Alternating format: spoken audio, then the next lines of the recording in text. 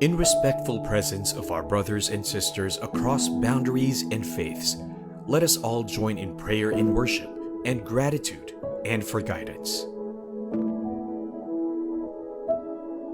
Almighty and eternal God, we thank you for the gift of life and all its joys. We thank you for today, for all its challenges, in all its splendor. We thank you for the gift of one another. O God of infinite mercy and wisdom, only in unity with your will can all our toils have true meaning. Transform us into willing and able stewards of this world and its future. Bring us together to work with understanding and compassion. As we toil and grow weary, we pray for renewed strength and resolve. As we experience pain and sorrow, let us be reminded of untold good beyond. As we see pain and suffering, let us be instruments of your peace and extensions of your loving and healing hands. As we gather here today, bless us all that our collective knowledge be tempered and guided by your wisdom. Grant us clarity of vision to see the common good amidst all distractions. Endow us with humility and purity of heart to transcend all differences and reservations. When we leave this gathering, let us be the change we seek. As we endeavor to practice what we learn, let us be the good we want to see in others. As we work for our learners and their future, let it be that your will be done. In solemn silence, let us conclude with our own personal prayer.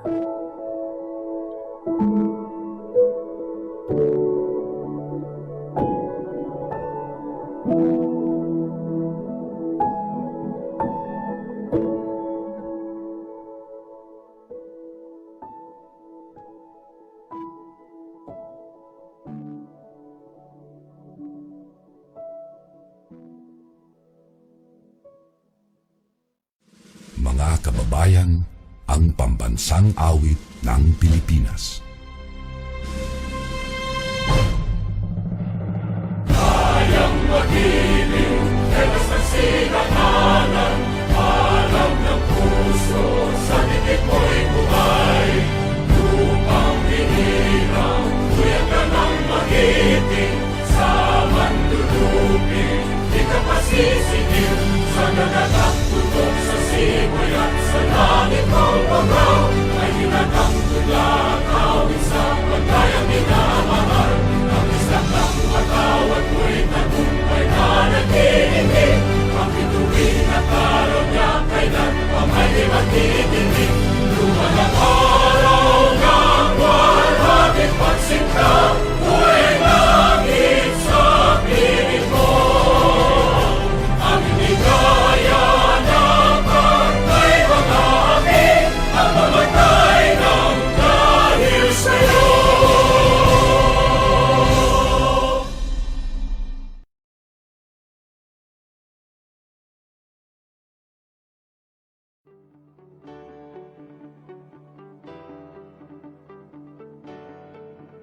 Good morning to everybody watching our stream over on Facebook Live. I'm Regina and I am your host for PAL's Free Week, the frequently asked topics on the bar subjects.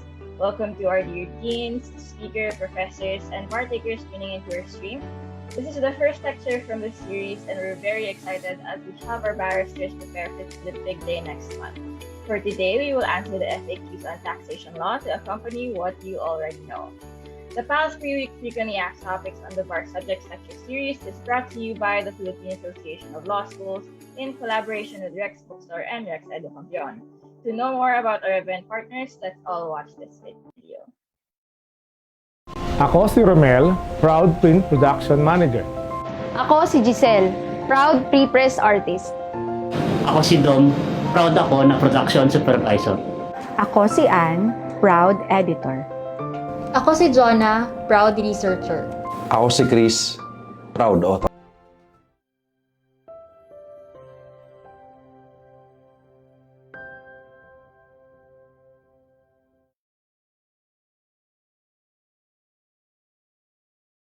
Okay, we are back. I hope everybody was able to take advantage of the break.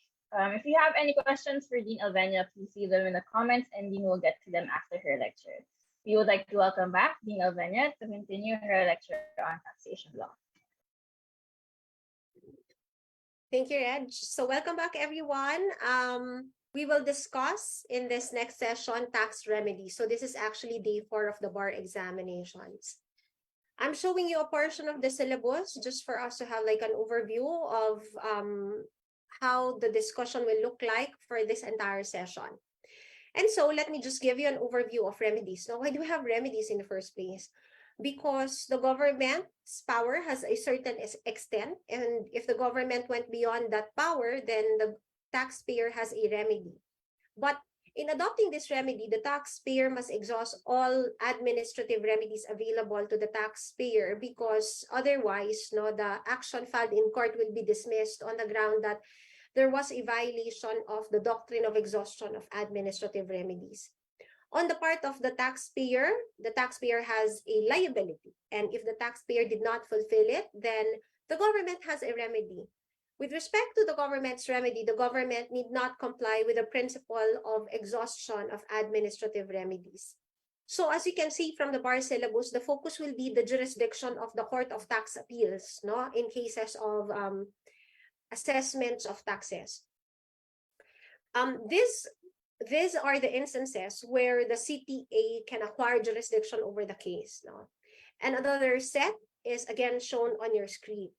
So we will discuss first decisions and inaction of the Commissioner of Internal Revenue dealing with disputed assessments. With respect to disputed assessment, you already know the flow, diba? Flow of the tax remedy of the taxpayer. Of course, assessment will not start not unless the regional director or the commissioner issues a letter of authority. This is a mandatory procedure. Failure to issue a letter of authority will result to the nullity of the warrant of restraint or levy because there is a violation of the due process clause. It will also result to the nullity of the formal assessment notice or final assessment notice because of the violation of the due process clause. After the letter of authority, the government will issue a notice of informal conference, but take note that this name is provided under RR 7-2018. Under RR 22-2021, it is now called Notice of Discrepancy. Again, this is mandatory. Failure to issue a notice of discrepancy will result to the nullity of assessment and consequently to the nullity of the warrant of restraint or levy. Thereafter, the government will issue a preliminary assessment notice where the taxpayer can apply within 15 days from the receipt of the PAN. If the arguments indicated in the preliminary assessment notice are not meritorious, then the government can now issue a formal assessment notice. This is also called a formal letter of demand assessment notice. Since the principles behind or the principles and the cases decided by the Supreme Court dealing with PAN and a FAN is not included in the bar syllabus, I will dispense with that discussion. So what is the remedy of the taxpayer once the taxpayer receives a formal assessment notice? The taxpayer must file a protest within how many days? 30 days. 30 days. The protest can be in the nature of a request for reconsideration or a request for reinvestigation. A request for reconsideration is a plea for consideration based on existing documents. But if there are new documents to be submitted by the taxpayer, that is called request for reinvestigation. And in cases of request for reinvestigation, the taxpayer has 60 days from the filing of the protest to submit relevant documents. If there are no submissions of relevant documents, the assessment becomes final, executory, and demandable. What about the failure to file a protest? No? If the taxpayer fails to file a protest, then the assessment becomes final, executory, and deniable. Upon the filing of a protest, the assessment is now called disputed assessment. Okay, disputed assessment. And the CIR has a period of 180 days to decide on such protest. Okay. If the CIR decides on that protest, the decision shall be called final decision on disputed assessment. And if the taxpayer receives such FDDA or final decision on disputed assessment, the taxpayer must file a petition for review before the CPA.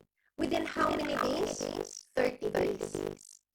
Now, what if the final decision on disputed assessment was issued by the regional director because the formal assessment notice was issued by the regional director?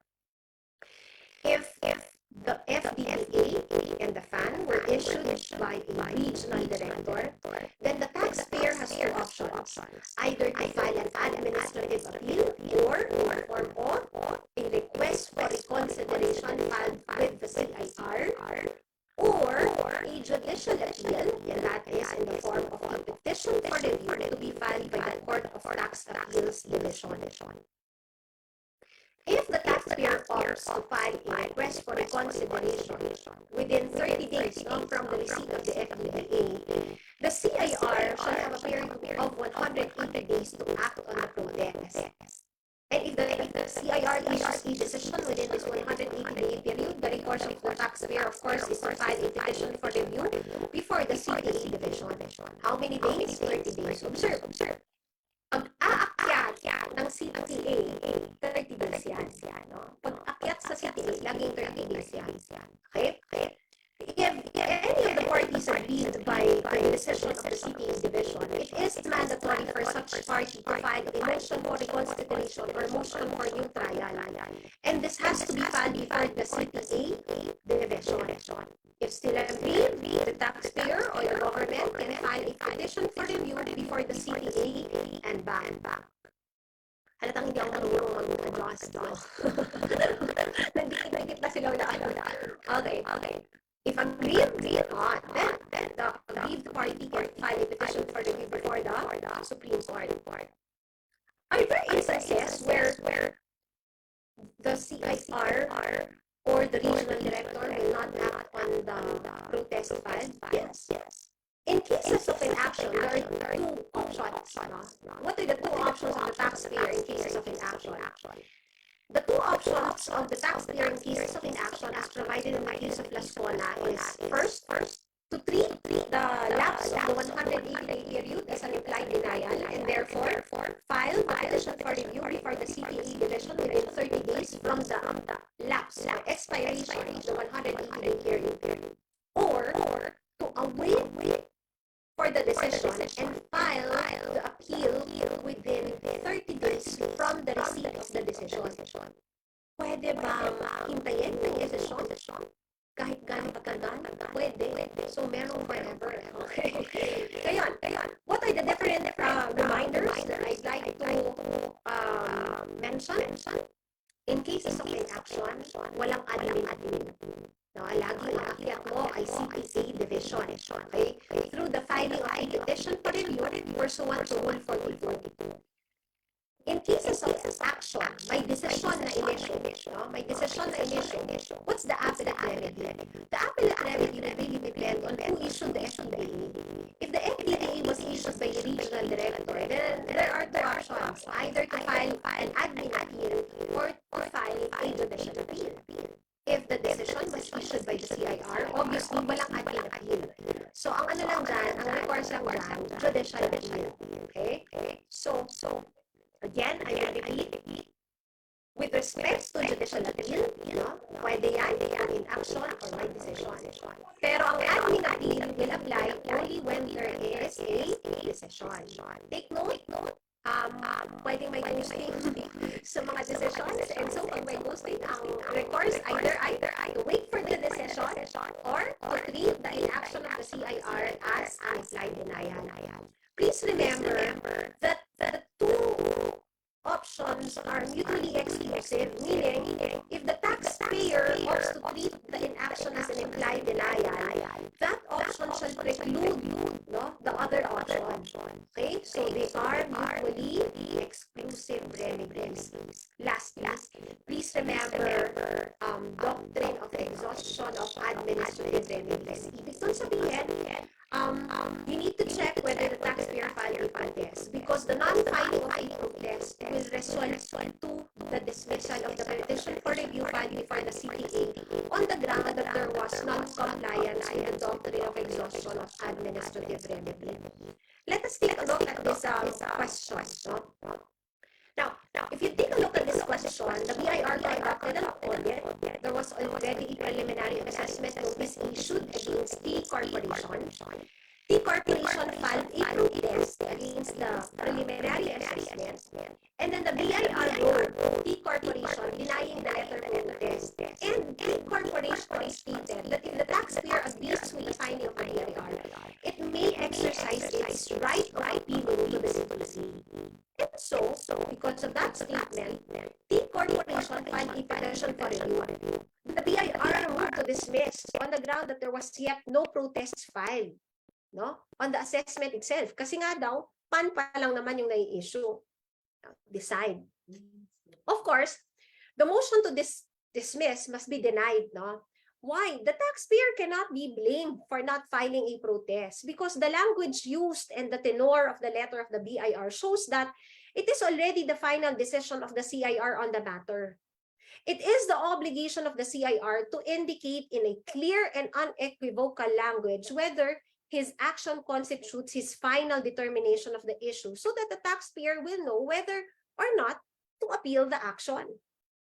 In this particular case, it's quite obvious that the CIR used the term right of appealing before the CTA, and hence the CIR is stopped from claiming that the CIR did not intend the letter to be a final decision. This is the case of Allied Banking Corporation versus CIR. Please take note that the ruling in this case should be applied only when the factual milieu of this case is similar to the factual circumstances of the problem indicated in the bar examination. Kasi kung wala namang sa sulat na may right of appealing before the CTA, madidismiss ba yung petition? Yes, dapat i-dismiss yung petition. Why? Kasi walang protest na na-file. This is an extraordinary circumstance because in this particular case, the letter issued by the CIR indicates that the taxpayer has already the right to appeal before the Court of Tax Appeals. Okay? Again, I will repeat that you will only apply it if this circumstance appears on the problem presented during the bar examinations. Just for me to reiterate some rules that I had discussed earlier, what is again the effect of failure to file a protest? The effect is that the assessment becomes final, executory, and demandable. Ano naman ngayon kung final, executory, or demandable? Ang effect niyan, the CTA will not acquire any jurisdiction over the case and therefore the petition should be dismissed. Why? Because if you can remember earlier, I mentioned that the CTA can acquire jurisdiction over decisions and inactions of the CIR on disputed assessment. Pag final, executory, and demandable na yung assessment, then there's no disputed assessment to speak of. Lastly, last question. Will the rules of court be suppletory? Let's see later. Okay, let's see later. But the answer to that is yes. However, I'll expand that again later. But before I expound on that subject matter, can we take a look at this question first, On October 30, 2009, KPC received from the CIR a FAN with the attached details of discrepancy and audit results or assessment notice. On November 26, 2009, KPC filed its protest together with supporting documents. From November 26, 2009, the date of filing of KPC's protest, the CIR had 180 days or until May 25, 2010, within which to act on said protest. The CIR, however, did not act on KPC's protest within the prescribed period. On June 25, 2010, the taxpayer filed its petition for review within the CTA. Does the CTA have jurisdiction over the petition? Tingnan natin, ha?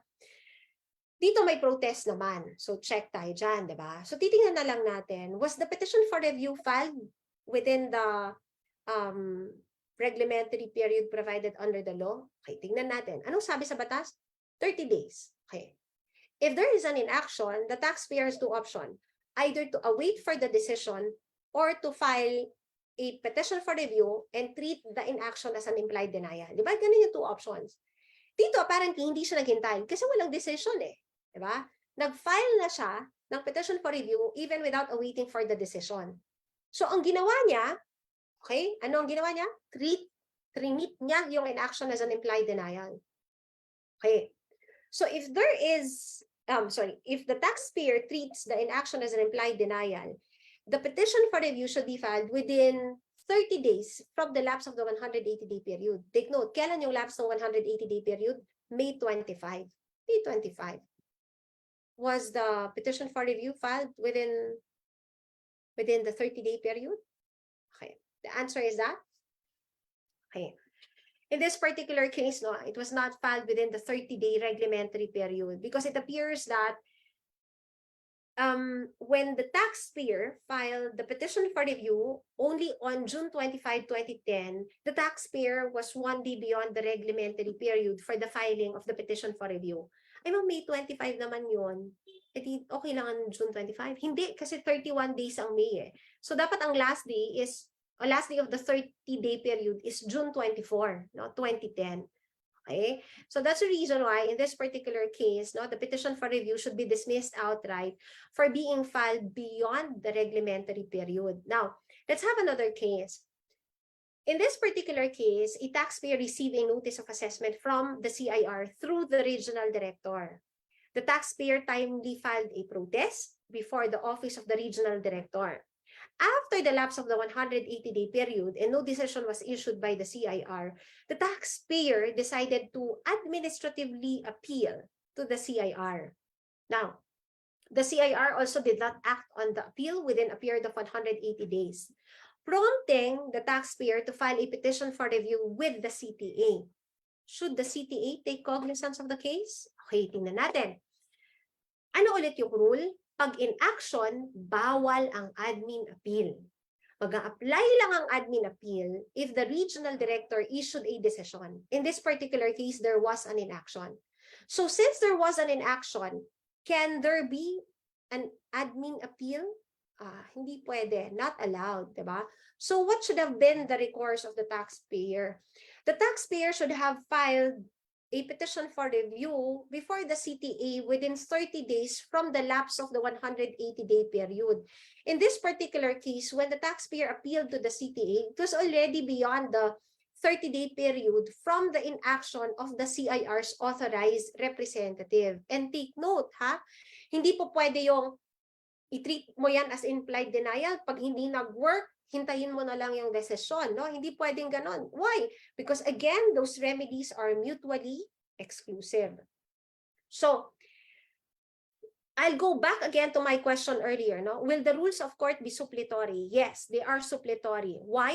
If we talk about the filing of a petition for review before the CTA division, it will be governed by Rule 42.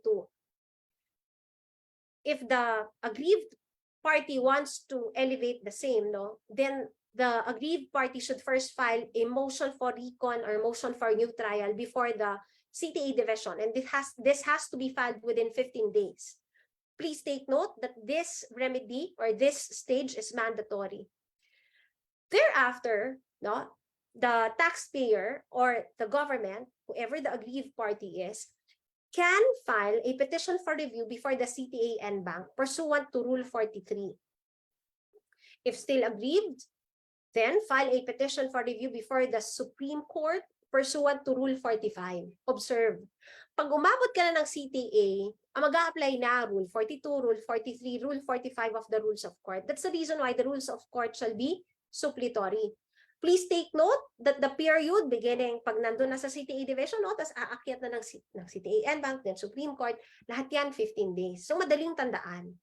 Kung mula sa admin agency paakyat ng Court of Tax Appeals, 30 days. Pag nasa Court of Tax Appeals ka na, aakyat 15 days. So, madaling tandaan yung period, no? Dalawa lang periods, diba? 30 days or 15 days. Okay.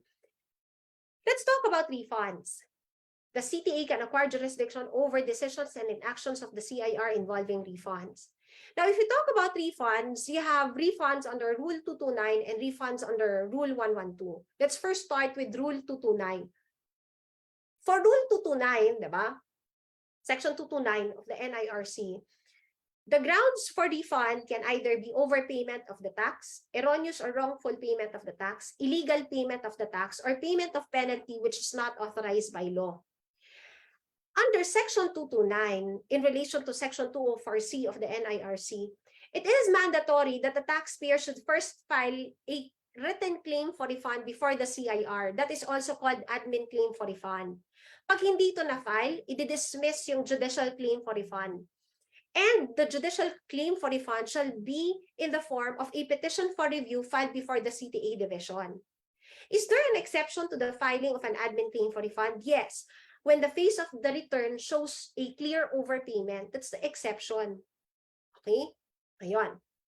Please remember that both admin claim for refund and judicial claim for refund must be filed within 2 years from the date of payment. So what is the process of refund? File an admin claim for refund and then wait for the decision. Mag-a-apply ba yung 180-day period dito? Hindi. Nag-a-apply lang yung 180-day period pag disputed assessment. Huwag kayong naku-confuse, ha? Okay, hindi to pag-ibig. Huwag kayong confuse. Huwag ba ko confuse? Ang 180-day period, applicable lang yan pagka disputed assessment. So, may admin claim for refund ka na, di ba? Okay. Pwede bang may inaction? Pwede. Pwede bang may decision? Pwede. Punta muna tayo sa may decision. Okay. So, nag-decide yung CIR on the refund, deny. Ano yung gagawin ni taxpayer? File a judicial claim in the form of a petition for review before the CTA division. And when should this be filed? It should be filed within 30 days, no, from the receipt of the decision.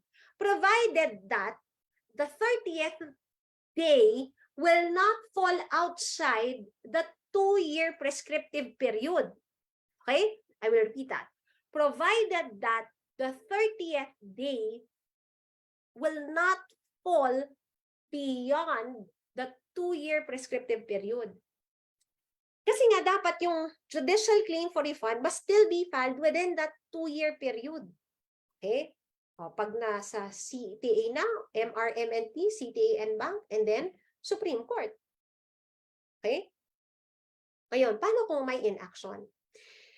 In cases of inaction, no, it can be treated as an implied denial if only 1 month is remaining of the 2-year period. No? So, pag final yung petition for review, within 1 month from the date of expiration, pwede daw yan. Pero pag final ang petition for review, 3 months, sa jurisprudence ito nga, 3 months before the lapse, before the end of the 2-year period, hindi daw pwede. Violation yan ng doctrine of exhaustion of admin remedy. Dapat hintayin muna daw yung decision. Okay? So, pag nakakita kayo ng problem sa bar na 1 month na lang natitira, no, before the expiration or several days na lang, pwede na yun. The petition for review can be filed. No? There will be no violation of doctrine of exhaustion of admin remedies. Pero pagka 3 months pa ang natitira, no? Hindi daw pwede, hintayin muna yung decision. Otherwise, if the petition for review will be filed, it will be dismissed on the ground of failure to exhaust admin remedies. Please take note again of the prescriptive period because you have to coincide it with the reglementary period. What is the definition of date of payment? Kasi that's the reckoning date with respect to the 2-year period. Date of payment shall refer to the date of filing of the final adjustment return. But take note that with respect to final withholding taxes, the date of payment shall refer to the date of actual remittance of the tax because that already determines the final tax liability. And as I mentioned earlier, no, the 2-year period is a prescriptive period and the 30-day period is a reglementary period. Okay. So, anong ibig sabihin nito? Ibig sabihin nito, pag yung prescriptive period falls on a Sunday, dapat na-file na siya prior to that Sunday. Dapat na-file siya Friday before. Kasi yung prescriptive period can't be extended. Pag reglementary period, if it falls on a Sunday, the pleading can be filed on the next working day, which is a Monday. Yun yung pagkakaiba ng prescriptive and reglementary period. Ayun, several notes. Period to file the petition. Okay. Pag may action, 30 days, di ba? From the decision. Pag may inaction, wait for the 2-year period to elapse. Okay. But take note that the 2-year period to lapse, hindi 30 days. Pag action, 30 days from the receipt of the decision, but the 30-day period should not go beyond the 2-year prescriptive period. In action, dapat ma-file siya within that 2-year period. Yung 1 month before the lapse of the 2-year period, pwede na yan i-consider as compliance with doctrine of exhaustion of administrative remedy. Let's take a look at this question. Okay. M Corporation filed its final adjustment return for the taxable year 2019 on April 1, 2020. Realizing that it had overpaid its income tax payments, M Corporation filed a claim for refund with the CIR on April 1, 2021. After 180 days, the CIR has not yet acted upon its claim for refund. Should M Corporation file a petition for review with the CTA in order not to lose its right to refund? Okay. Isipang maigi. Ano ang sagot dito? Pwede na bang mag-file? Okay. Kasi nga, tapos na daw yung 180 days. Answer? Hindi pa po pwede. Otherwise, it will be considered as premature. Bakit? Again, I will repeat the 180-day period is not applicable in this case because this period is given to the CIR to rule on disputed assessments, not refund cases. And therefore, the taxpayer should wait further for the decision of the CIR regarding the claim for refund. Hindi pa din naman papa-expire yung 2-year period. Okay. Paano kung ganito? On March 1, 2022, the taxpayer received the CIR's denial on its claim for refund. What is the remedy of the taxpayer? Please take note that the tax return was filed on April 1, 2020. Date of filing of the final adjustment return. Okay. Sabihin, ang 2-year period ay until April 1, 2022. April 1, 2022. Okay. Kailan na-receive yung decision? On March 1, 2022. Okay. Pag may decision, kailan ipa-file yung petition for review? Within 30 days from the receipt of the decision, but it should not go beyond the 2-year period. If it will be filed within that 30-day period, will it still fall within that 2-year prescriptive period? Yes, no? Kasi ang last day naman ay April 1, 2022. Eh dito, yung 30-day period will end on March 31, 2022. Is that within the 2-year period? Yes. So it should be filed within 30 days from the receipt of the decision or until March 31, 2022. What if the decision was received on March 15, 2022? What's the remedy of the taxpayer? The taxpayer should file a petition for review with the CTA, but only until April 1, 2022. Why? Why not within 30 days from March 15? Because April 1, 2022 is the last day of the 2-year prescriptive period. Okay? So that applies all the rules that you had learned earlier. Now, in this particular case or problem, it talks about a final tax. Final tax. And what's the definition of date of payment again for final tax? It's the date of actual remittance, not the date of filing of the return, final adjustment return, but rather the date of remittance. So since we are talking about the date of remittance, in this particular case, obviously, the petition was not timely filed. Why? It is undisputed based on the facts that Metro Bank's final withholding tax liabilities in March 2001 was remitted to the BIR on April 25, 2001. Therefore, it only had until April 25, 2003 to file both admin and judicial claim for refund. Okay. However, when did Metro Bank file the admin claim for refund? December 27, 2002. Okay. Kailan yung judicial?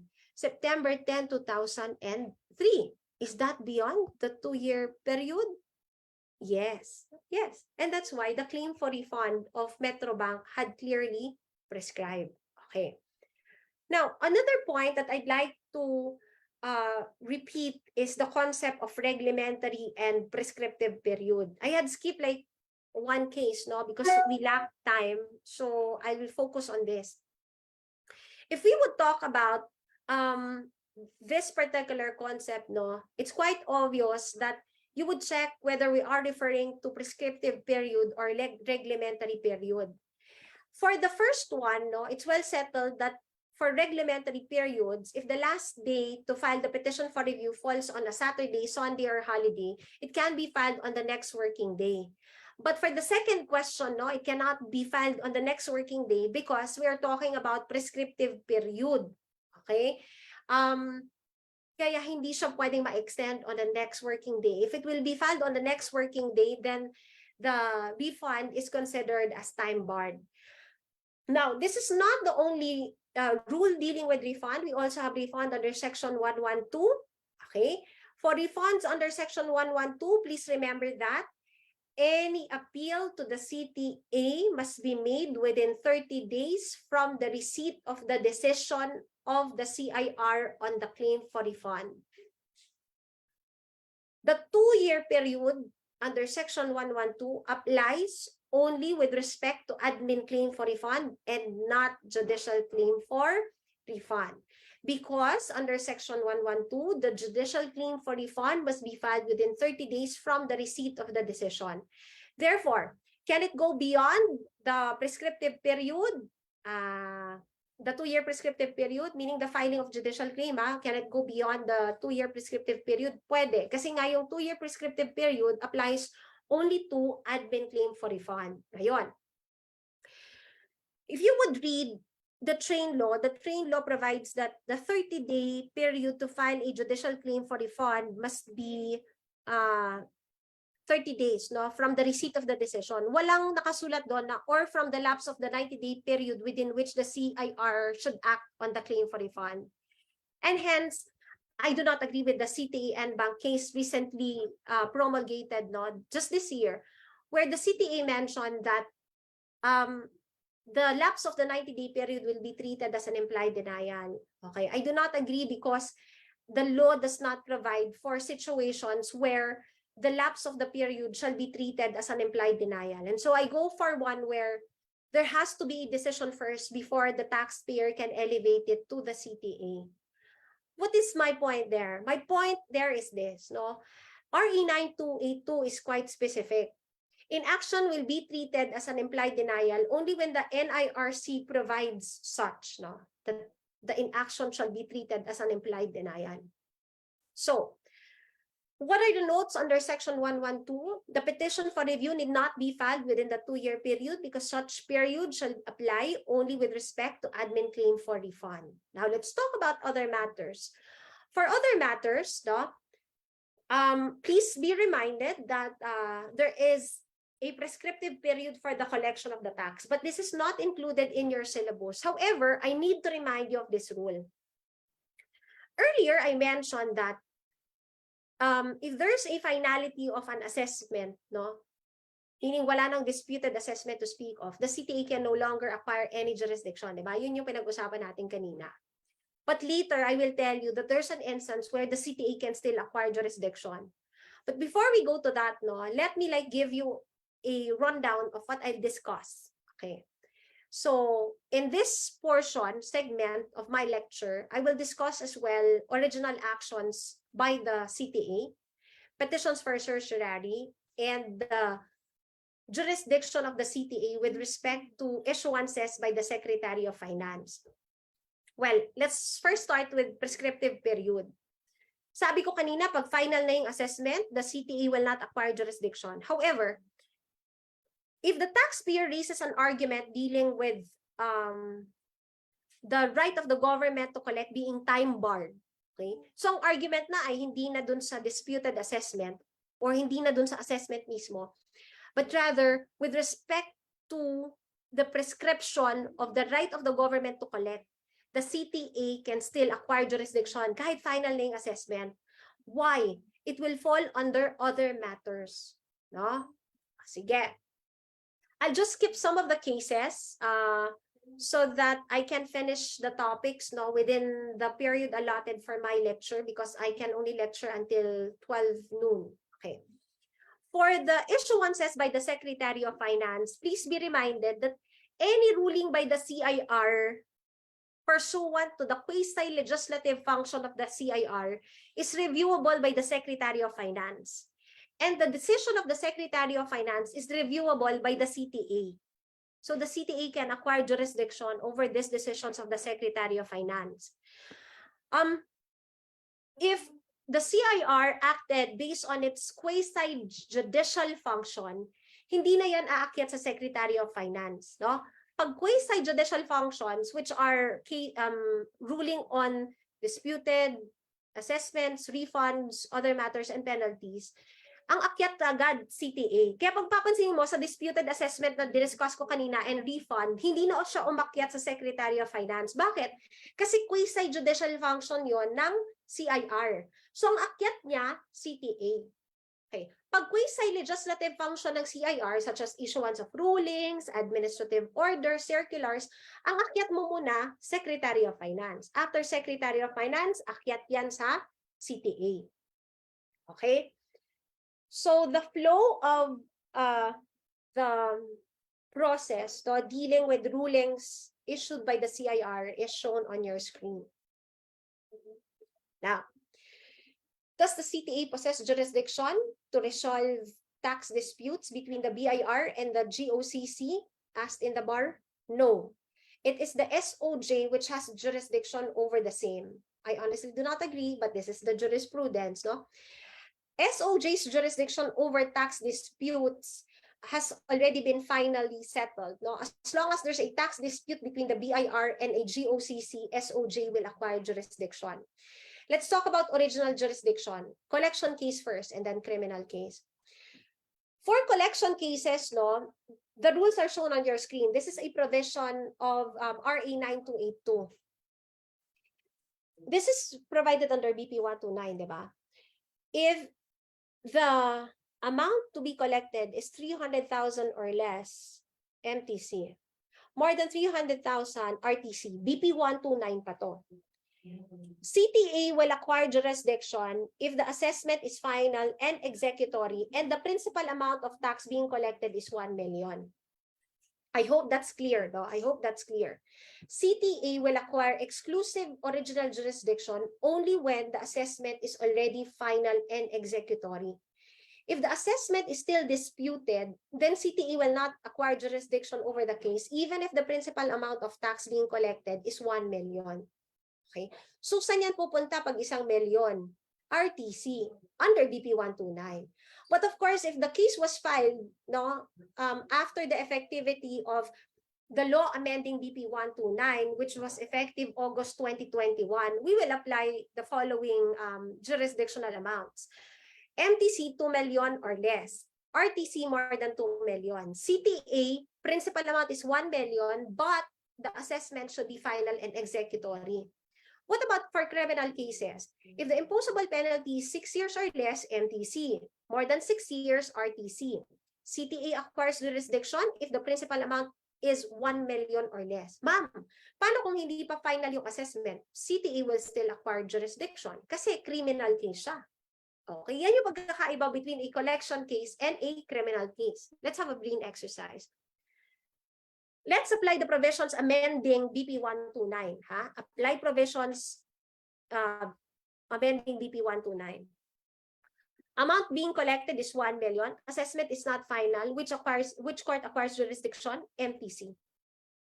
What if the assessment is already final and executory? CTA. Diba? Kasi 1 million na yung tax being collected. For prescriptive period as to collection, I was told that it's not part of the syllabus, bar syllabus, and so I will just refresh your memory about the prescriptive periods. Okay? For criminal cases, 5 years. But obviously, pag criminal cases, dapat yung information, dapat filed within 5 years. Okay? Kailan magsa-start yung running of the 5-year period? If there is already a commission of the violation of the law, and the institution of judicial proceedings. Under the case of Liam, anong sabi?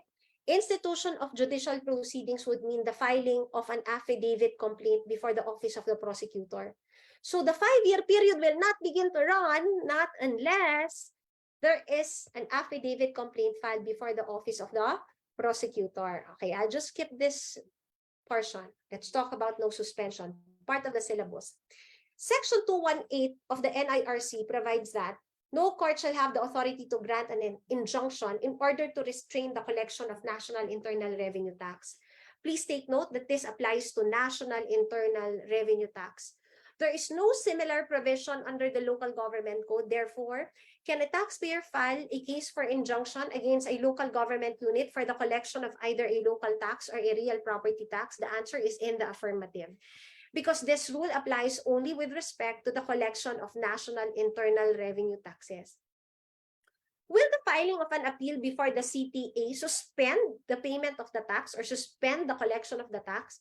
The answer, of course, is no, no? General rule, no. However, if it can be established that the collection of the tax will be prejudicial to the interest of the government and or the taxpayer, the CTA, only the CTA has the jurisdiction to suspend the collection of the tax. The CTA may require the taxpayer to deposit the amount claimed or to file a surety bond for not more than double the amount being claimed. In several jurisprudence, including the case of Manny Pacquiao and Tridharma, the Supreme Court held that if it can be seen that there is a patent violation of the law in the collection of the tax, the CTA may dispense with the bond requirement. Pwede nang hindi i-require. If prescription has already set in, pwede na rin hindi i-require yung bond requirement. But that has to be done after preliminary hearing. Again, this is a 2017 bar. And this is obviously derived from the case of Tridharma. In this particular case, no, the examinees were asked whether the collection can be suspended. The examinees were also asked whether the CTA is justified in requiring Globe Smart Services to post a bond. So what would be the answer? The CTA may validly issue a writ of injunction, no, against the collection, provided that it can be established that the collection may jeopardize the interests of the government and or the taxpayer. And the CTA is also justified in requiring a bond. However, the amount thereof should be equitably reduced. Kasi dito sa case din ni Tridharma, yung bond na kinokolekta ay way more than the net worth of Tridharma. So ganito din dito, di ba?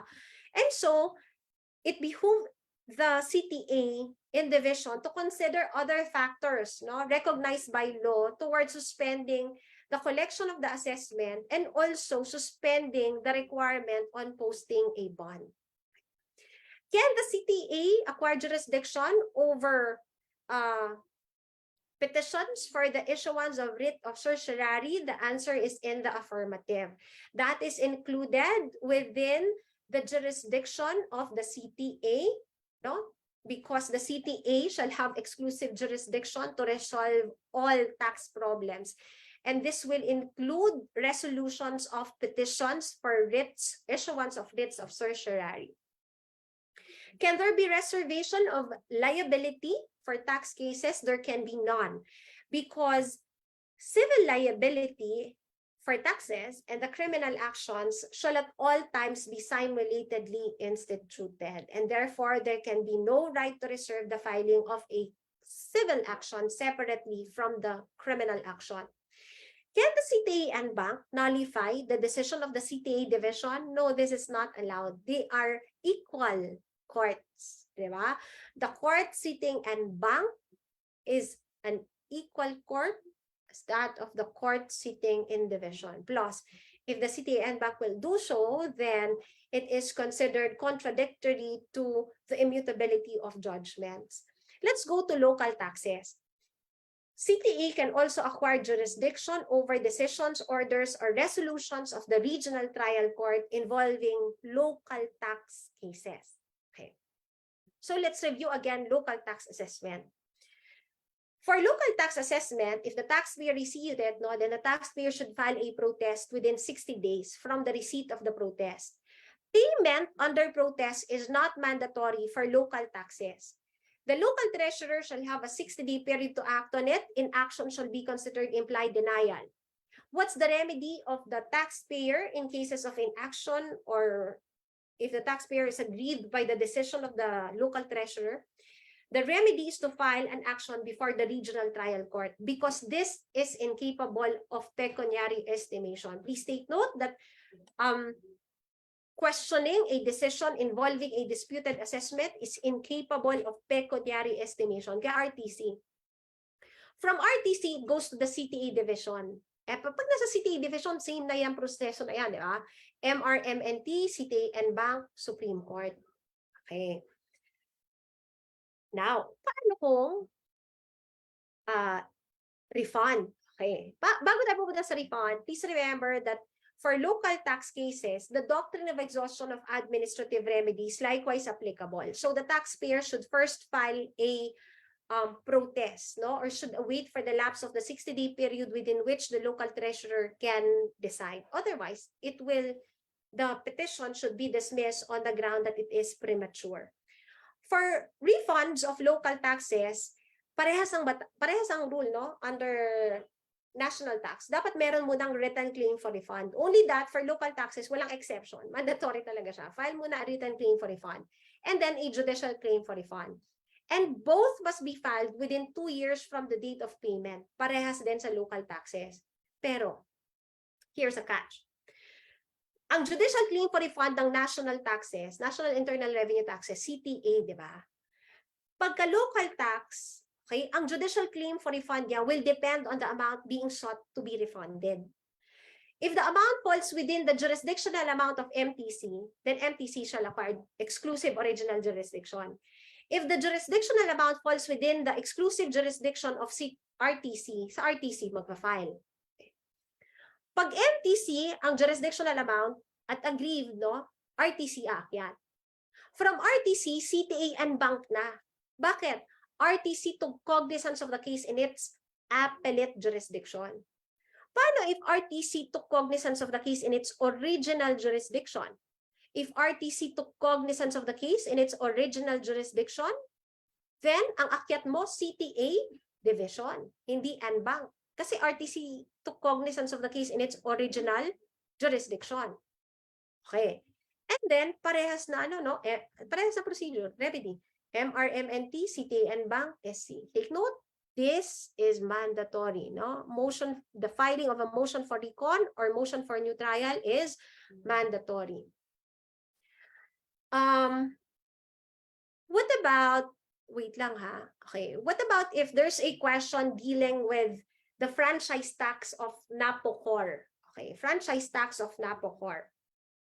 If we talk about franchise tax liability, since it deals with the assessment of a local tax, then it will be considered a local tax case. Therefore, the CTA shall acquire jurisdiction over the case. Now, let's jump to real property taxes. Decisions of the CBAA involving real property taxes are likewise reviewable by CTA, the Court of Tax Appeals. But please take note that there's a difference between erroneous assessment and illegal assessment. Erroneous assessment deals with the correctness of the amount being assessed, no? So it can either be a question on the value of the real property or the proper assessment level, or whether or not the real property is exempt from tax. Because if it falls within any of these issues, then it involves erroneous assessment. Bakit ba natin kailangan malaman kung erroneous yan or illegal? Because for erroneous assessment, the taxpayer must exhaust the administrative remedies provided under the local government code. And what are the administrative remedies? Pagka meron daw notice of assessment, mag-pay muna under protest. Pag-pay muna under protest. And then after payment under protest, the taxpayer must file a protest within 30 days after payment under protest. Upon the filing of a protest, the local treasurer has 60 days to act on the protest. Inaction shall be considered an implied denial. After the receipt of the decision, the taxpayer has 60 days to file the necessary appeal before the local board of assessment appeals. And then, pagka na-deny, pag na-deny, aakyat yan sa CBAA. Okay, Central Board of Assessment Appeals.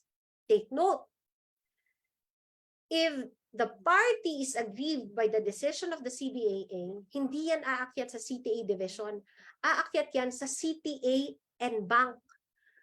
Because CBAA took cognizance of the case in its appellate jurisdiction. Yung LT dito, hindi yan Lorna Tolentino, ha? Ano yan? Local treasurer. Okay? So, please take note of this administrative procedure. But, the most important part of this is the fact that if there's a decision by the CBAA, file to the CTA and bank. If there's a decision by the LBAA, file first before the CBAA. Because the non-filing of an action or appeal before the CBAA will result to the dismissal of the petition on the ground that there was failure to comply with the doctrine of exhaustion of administrative remedies. These administrative remedies will not be applicable in cases of illegal assessments. And this is an assessment made without authority under the law. Okay? So if there is an illegal assessment, the taxpayer may now directly resort to judicial action. Pwede na siyang akyat kaagad sa korte, hindi na dadaan sa LBAA, wala na ring payment under protest. Basta, it can be established that it is an illegal assessment. It does not question the value of the property. It does not question the assessment level.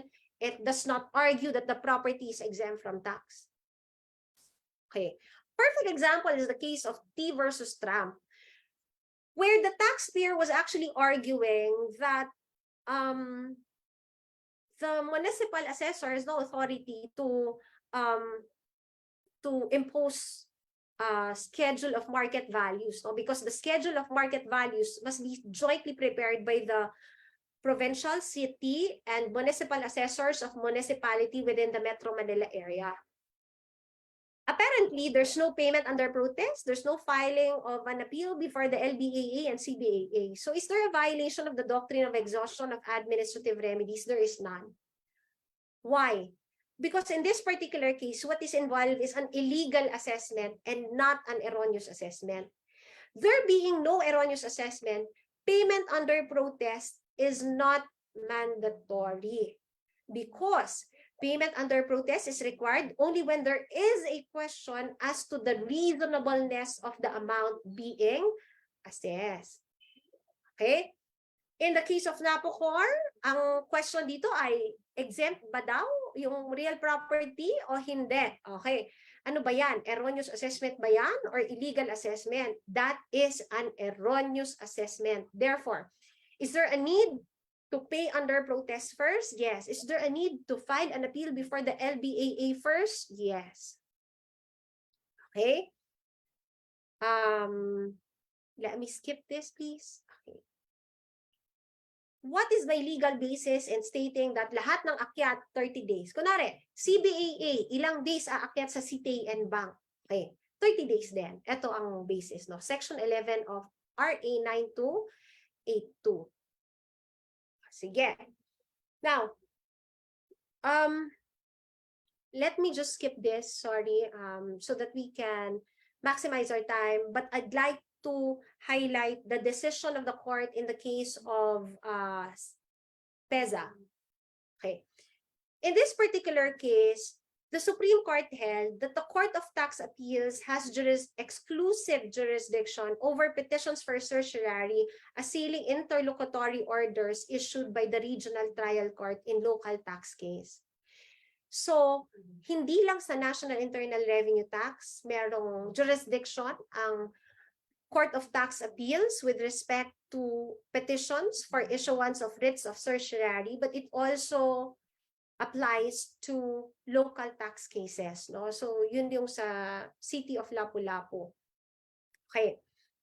Another case that I'd like to share is the Meralco case, no? Meralco received a notice from the treasurer of Muntinlupa. The notice informed Meralco of unpaid real property tax obligation with a reminder that in case Meralco will not pay, its properties may be auctioned off to answer for real property tax obligations. Due to Meralco's failure to pay, its bank accounts were garnished by the treasurer. Meralco filed a petition for prohibition before the regional trial court. Muntinlupa moved to dismiss on the ground that Meralco did not pay under protest. Hence, the trial court had no jurisdiction over the petition. Okay, how would you decide? Ang iisipin ulit natin, ano?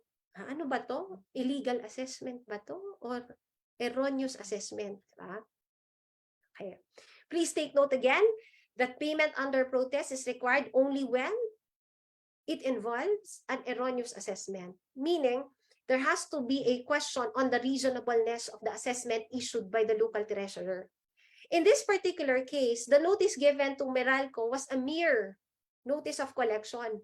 There is no notice of assessment to speak of because for real property taxes, in order for there to be a notice of assessment, the notice of assessment must contain the value of the property, okay, the discovery, the listing, the classification of the property, and the appraisal of the property.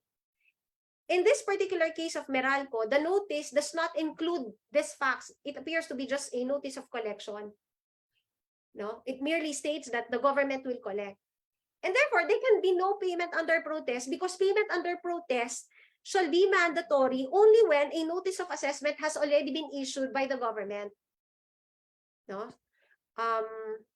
So, obviously, the government cannot argue that the right of the taxpayer shall be denied on the ground that there was no payment under protest. Diba? Mag-apply lang yan pag meron ng notice of assessment. Okay. What about claims for refund? Unlike local taxes na dumadaan siya sa RTC, MTC, pag real property tax, ang daan niya lang LBAA. Same procedure as that of disputed assessment. Ang pagkakaiba lang, disputed assessment starts with a notice of assessment followed by a payment under protest, no? But for refunds, it starts with written claims for refund. Okay. And then yung rule, same. Yung flow chart, same. Okay. So, ang akyat ba ay CTAN Bank? CTAN Bank. Because again, CBAA acquired jurisdiction over the same in its appellate jurisdiction. Do courts have jurisdiction to hear and decide cases involving refund of real property? I need to mention this, no, because this is the case of Habawel. But in a recent jurisprudence, the Supreme Court held that all cases involving refunds and assessments of taxes, be it local or real property tax, shall fall within the jurisdiction of the Court of Tax Appeals. Okay? That's why I need to mention this case of Habawel. Now, this is the last case, no, very important case. This is the case of Magpile. I'd like you to take a look at the factual circumstances of this case. Because in this particular case, no, there was a tax assessed, and then the property was sold at a public auction in order to satisfy the tax liability. Yun yung factual circumstance.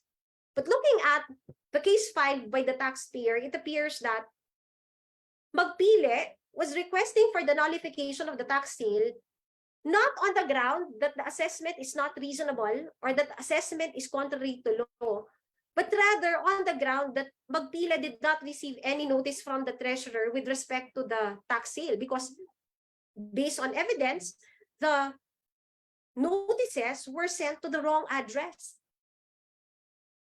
So, the city treasurer acted on it. There was a case before the trial court, and then Magpile appealed the decision of the trial court.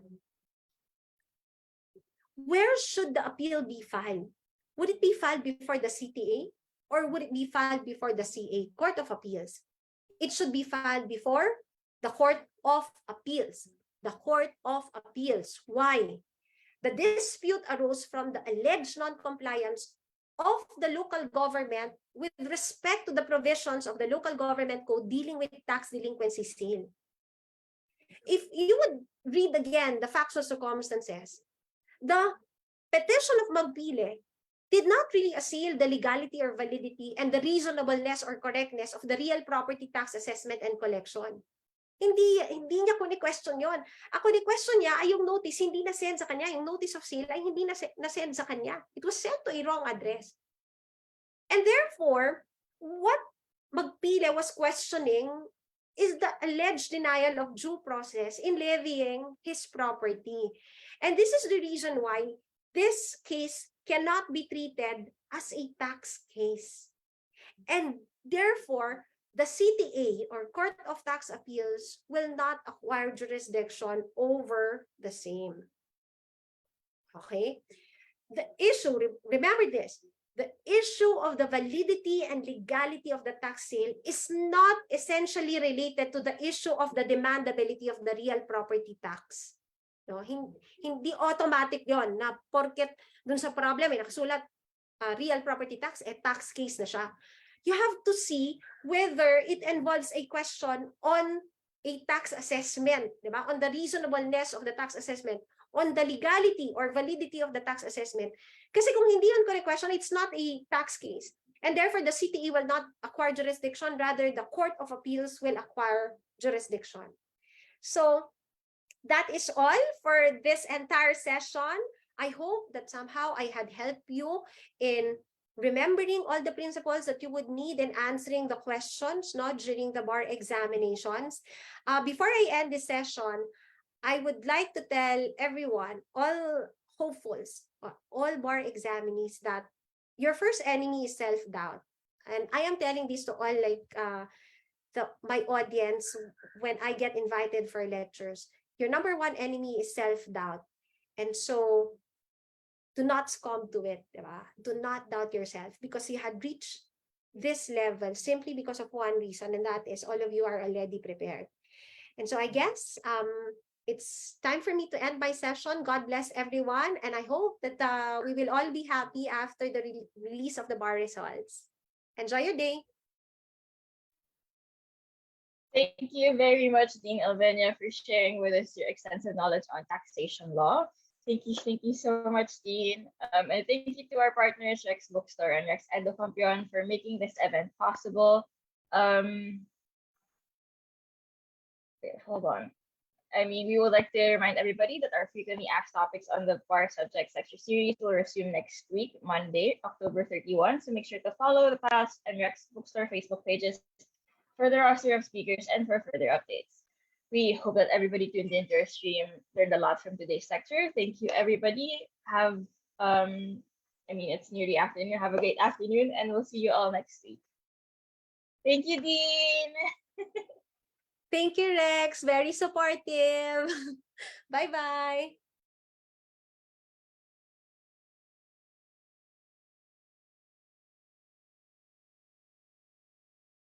Bye, everyone. Thank you, Dean.